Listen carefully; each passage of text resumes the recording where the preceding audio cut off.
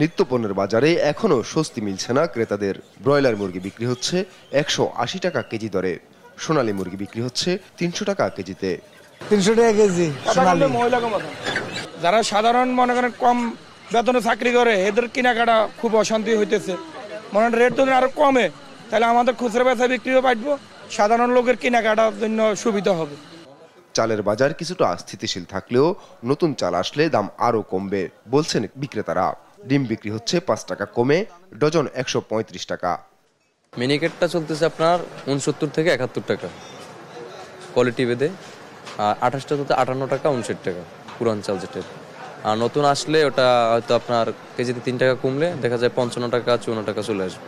মাছের দামও ঊর্ধ্বমুখী। ইলিশ বিক্রি হচ্ছে 2200 টাকা কেজি দরে, আর শৈল বিক্রি হচ্ছে 900 টাকা। দেশি মাগুর ও আয়ের বিক্রি হচ্ছে 1000 টাকা কেজি দরে।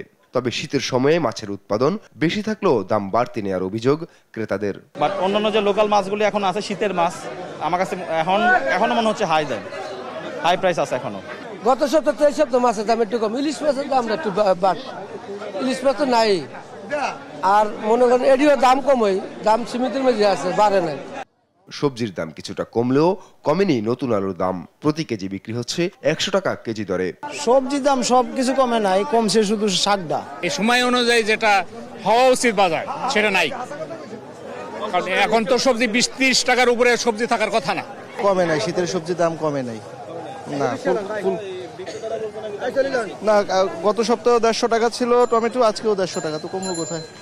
সামনে আরো দাম কমবো। আর নতুন আলু বেশি 250 টাকা 200 টাকা কেজি। এখন নতুন আলুর কেজি হলো আপনার মাত্র 90 থেকে 100 টাকা।